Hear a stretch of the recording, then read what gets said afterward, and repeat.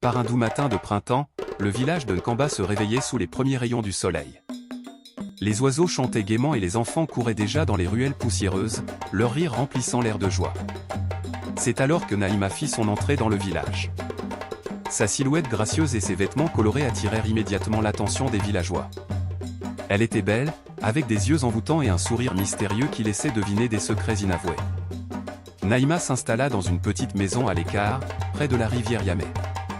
Rapidement, les murmures commencèrent à se répandre. On parlait d'elle dans les marchés, autour des foyers et dans les champs. Les hommes, fascinés par son charme, se mirent à lui rendre visite de plus en plus fréquemment. Les femmes, inquiètes et perplexes, observaient ce manège avec une désapprobation croissante. Parmi ces femmes se trouvait Amina, une mère de 3 enfants, connue pour sa sagesse et sa générosité. Elle voyait l'effet déstabilisant de Naïma sur les familles du village et décida d'en parler au conseil des sages. Quelque chose doit être fait, dit-elle avec une voix ferme mais empreinte de tristesse. Nos hommes nous abandonnent, et nos enfants souffrent. Le conseil des sages, composé des anciens du village, se réunit en urgence. Le sage Kofi, au cœur de cette assemblée, écoutait attentivement les préoccupations des villageois. Connu pour sa capacité à voir au-delà des apparences, Kofi se leva et déclara « Nous ne devons pas juger hâtivement. Chaque âme a son histoire. Je rencontrerai Naïma et chercherai à comprendre ses motivations. » Ainsi, Kofi, accompagné de quelques anciens, se dirigea vers la demeure de Naïma. En chemin, il observait les regards curieux et les murmures des villageois. Arrivé devant la maison, Kofi frappa doucement à la porte.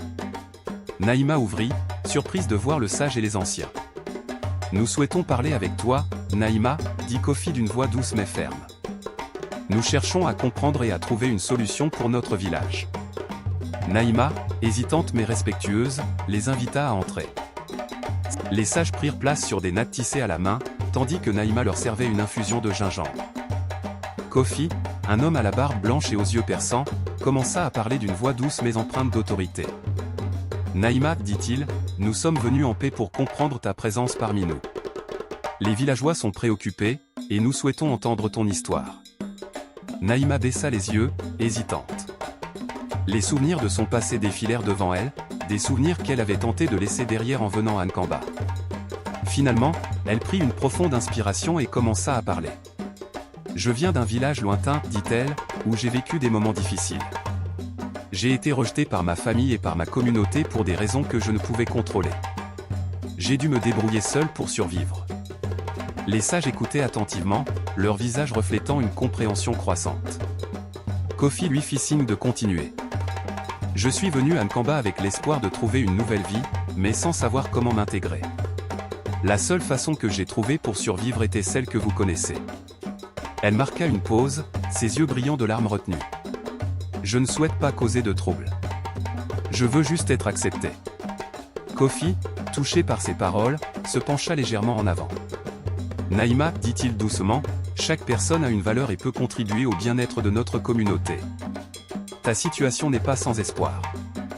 Nous pouvons t'aider à trouver une voie différente, une voie qui te permettra de vivre dignement parmi nous. » Les autres sages acquiescèrent en silence, reconnaissant la sagesse des paroles de Kofi. Ils décidèrent de réfléchir ensemble à une solution qui serait bénéfique pour Naïma et pour le village tout entier. Naïma, émue par cette offre de soutien, remercia Kofi et les anciens du fond du cœur.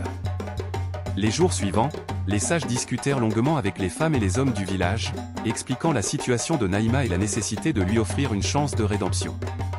Les villageois, initialement réticents, commencèrent peu à peu à comprendre la profondeur des souffrances de Naïma et la possibilité de transformation qu'elle représentait. Une idée émergea des discussions, transformer la maison de Naïma en un centre de conseil et de guérison.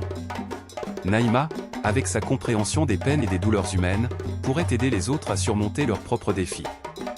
Les hommes et les femmes du village, qui avaient cherché son réconfort auparavant, trouveraient désormais un soutien sincère et respectueux.